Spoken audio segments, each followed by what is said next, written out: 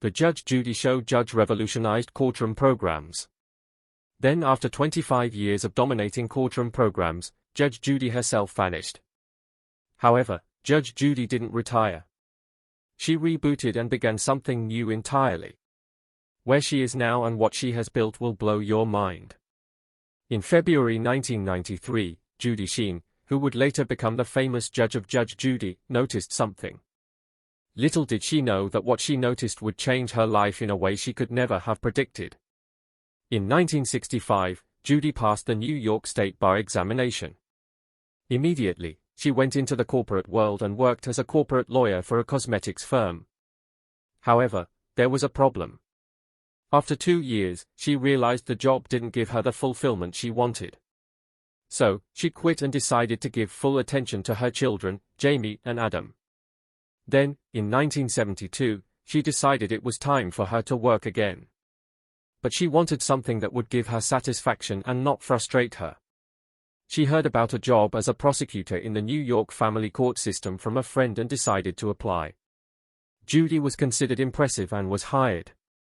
Judy soon became a legend, and her tough attitude made New York Mayor Ed Keough appoint her as a criminal court judge in 1982. By 1986, she got promoted to supervising judge in the family court's Manhattan division. Her brand of justice was described as tough and sometimes harsh. But Judy would always disagree. However, it was that style that made her famous. And that fame made Heidi Getlin tell her husband Josh to write about her.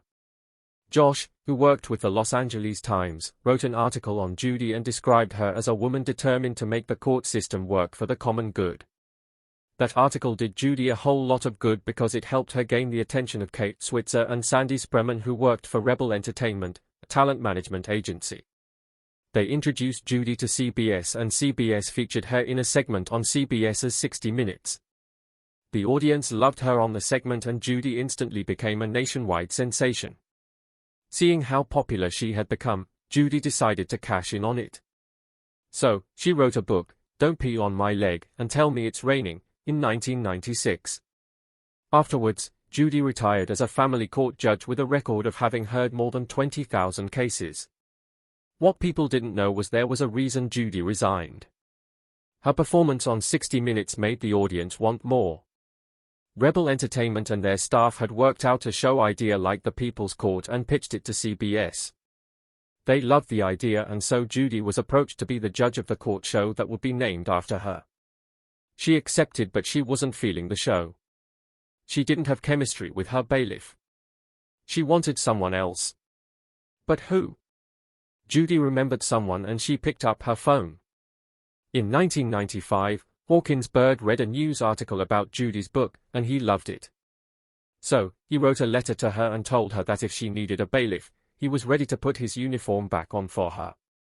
When his phone rang, he knew what his answer was going to be before she even finished talking.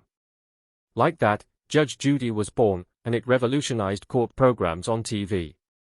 Judy's chemistry with Bird was immense. He was the stern bailiff who wasn't emotionally invested in the case. He provided order when litigants wanted to become combative and was a steady presence that the audience fell in love with. Fans were always eager to hear him say, "Order all rise," as each case was about to start. With that kind of chemistry, Judge Judy wasn't just the most popular court show. It was one of the most popular programs ever. It's a shame how things turned out between Bird and Judy, but we'll get to that later. Judge Judy regularly got 9 to 10 million viewers daily. It even beat the ratings of the Oprah Winfrey Show different times, too. At some point, the show was the highest-rated show in all of daytime television programming. How did it become the most popular show? We will get to that soon. The show's popularity continued to increase, and it got to a point that Americans trusted Judge Judy more than they did all the justices of the United States Supreme Court. However, the audience didn't just see Judy as a regular judge. They saw her as one of the greatest pop culture icons to have ever lived. Shows that wanted to gain audience attention always made reference to Judge Judy. Although despite this public love the show got, the show still wasn't winning any Daytime Emmy Award. But despite this, Judy herself was winning awards and getting honors from several places. Judy got a star on the Hollywood Walk of Fame in February 2006 and got inducted into Broadcasting and Cable's Hall of Fame in October 2012. The awards kept pouring in, and in April 2013, she won an award from the Vice Presidency of the UCD Law Society. But Judy wasn't satisfied. She wanted her show to win something. She got worried but had to convince herself that the shows that won the award got cancelled or ended. But despite not winning, Judge Judy still pulled a large audience and didn't have an end in sight. However, that same 2013, something big happened. After 15 nominations, Judge Judy finally won its first Emmy, and this opened the floodgates of awards for the show. It won the Emmys again in 2016 and 2017. Judy herself continued to win awards, and in 2014 she won the Mary Pickford Award from the Hollywood Chamber Community Foundation at the 2014 Heroes of Hollywood.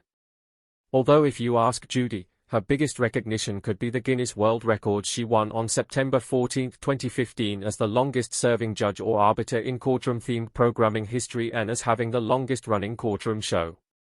Apart from the awards she won, Judge Judy was earning a lot from the show. Her earnings were so high that it made headlines. In early 2005, her salary was around $25 million per year. Because of this, her net worth grew to $95 million, and she became the 13th woman on the Forbes list of the 20 richest women in entertainment.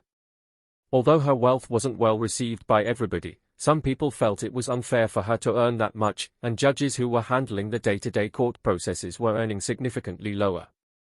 This wasn't the only criticism Judge Judy got, but more of those to come later. Despite her wealth, Judy was exhausted, but she enjoyed what she was doing and the hold she had on the audience. So, when the studio decided to increase her salary to $45 million per year, it made her enjoy what she was doing even more. But there was something about this increase, though. The audience still loved the show, and they liked that Judy gave them the kind of thing they would love to see in the real justice system. The audience wanted litigants to get justice fast without the technicality, procedural delays, interference from lawyers or lengthy appeals. Fans loved her intelligence and called her a human lie detector due to her experience from decades in family court. To them, Judy was a real hero of justice who destroyed evildoers with a finality to her words. However, not everyone felt this way. While many appreciate her early Judge Judy episodes for fairness and patience, some fans believed Judge Judy wasn't as good a judge as many credit her to be. They have even inquired if she could be disbarred. They accused her of interrupting litigants, prejudging cases, or showing bias against certain demographics. According to these critics, anytime Judy has to deal with people who are struggling on public assistance or earn low income, Judy gets nasty and dismissive.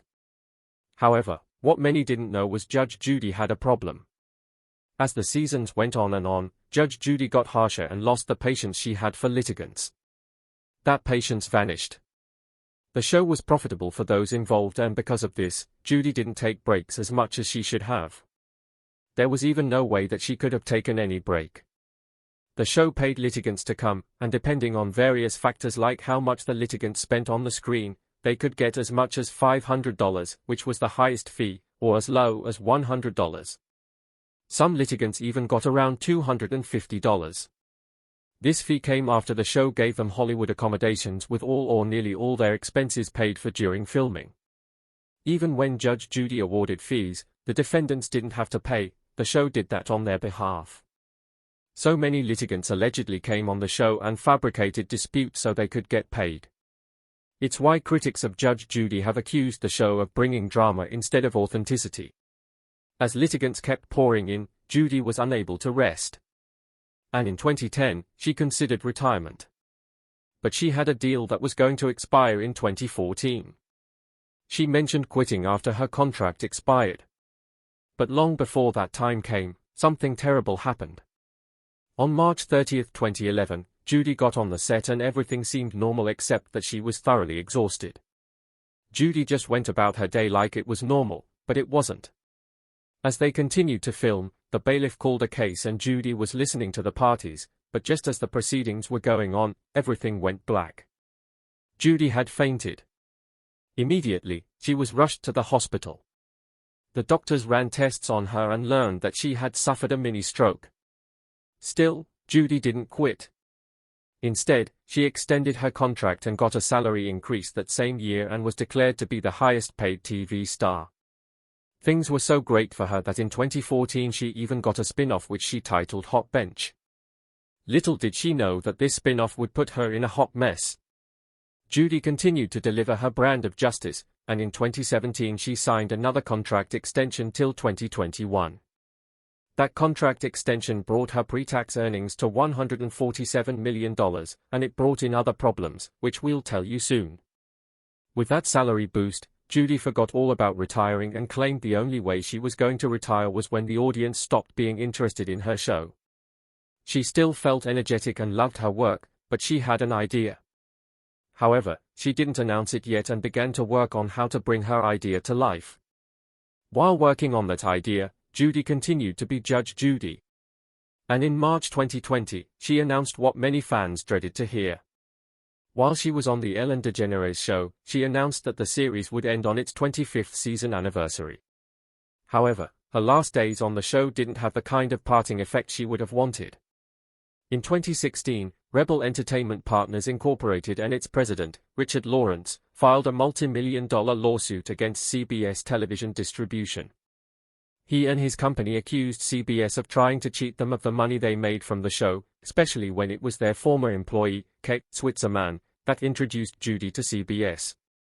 Rebel claimed CBS paying Judy too much money was the reason CBS couldn't afford to pay them. They even claimed the show wasn't as profitable as CBS was trying to make it seem. Judy was caught in this whirlwind of legal proceedings. And the woman who gave other people justice was accused of taking it unfairly from those who helped her. Judy and CBS were accused of not informing Rebel of other spin-offs because they didn't want to share the profits with Rebel. After years, both as a tough lawyer and a tougher justice, Judy wasn't ready to be walked over. She defended herself from the allegations. She accused Richard of being too greedy and not content with getting over $17 million from her show. She even accused him of being a selfish person who, after they met before the show began, never contacted her or approached her for anything. She defended the amount CBS paid her and said it was because of the value she brought to them. Was she truly bringing that much value to CBS? The court agreed with her, and in 2018 it declared that Judy was not overpaid and that she was a valuable asset to CBS. However, Judy didn't go completely scot-free. The court said she and CBS should have informed Rebel about any spin-off. If you thought the drama was over, think again. Because just like the Judge Judy show, there were much more twists to come. Rebel Entertainment and Richard weren't satisfied by the court's judgment.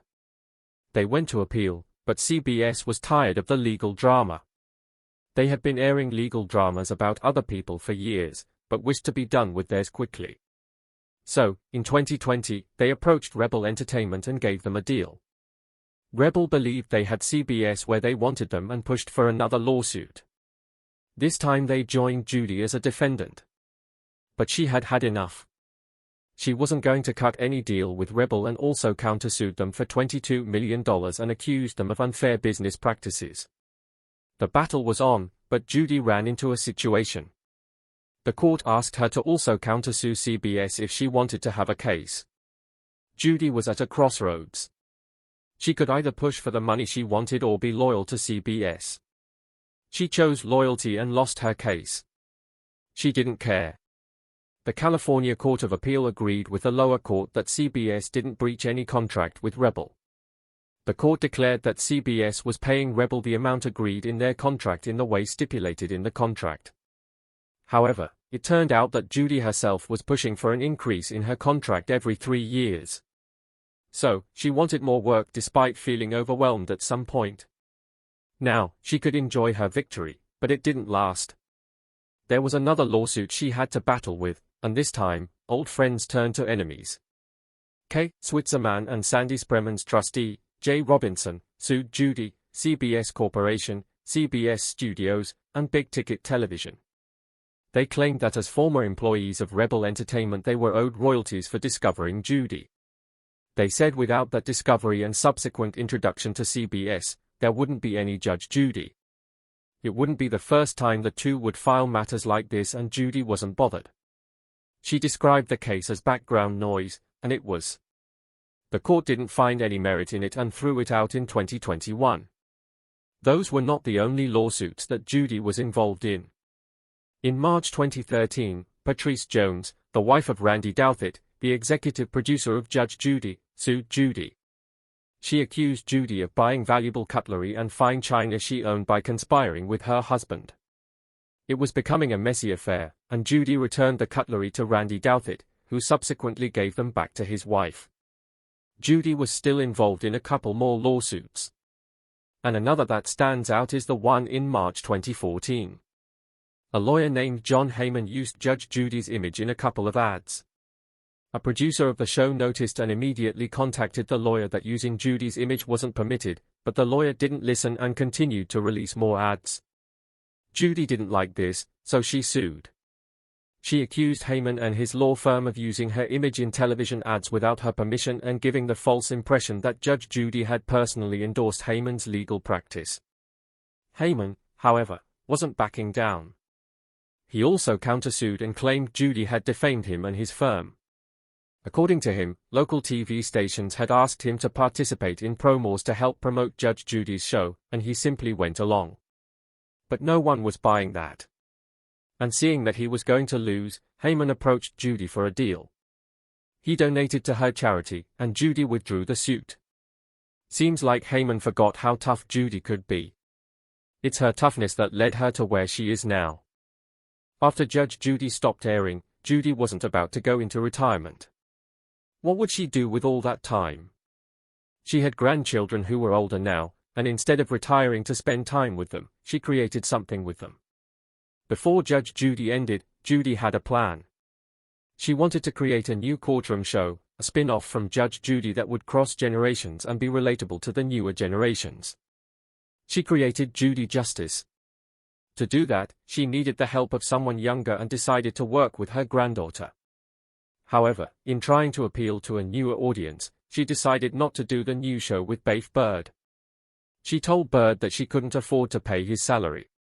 This surprised Bird, who thought that being a longtime presence, Judy should have asked him first before making the decision for him. Bird was hurt, but accepted that it was time to move on.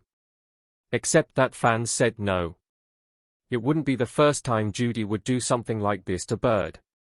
She never once treated him like a friend and kept him at arm's length when the show wasn't airing. Bird didn't mind this, but during the first Emmy Award the show won, he felt sad. He and Judy didn't even sit in the same row. He sat 20 rows behind her. And when it was time to present the award, Judy gave permission to another person to present the award to her. Fans noticed this and they weren't ready to allow her to get away with that kind of attitude again. When the new show Judy Justice started and fans noticed it wasn't their favorite man acting as bailiff, they criticized Judy for what she did. Then the real reason emerged. Judy didn't let Bird join her on the new show because she wanted someone who could appeal to the newer generation. In doing that, she nearly alienated her core base. Realizing she had made a mistake, Judy immediately brought Bird back, but with a twist. She offered him the role of the bailiff in another spin-off show, Tribunal Justice. So, where is Judge Judy now? She has become Judy Justice and is even bigger than before.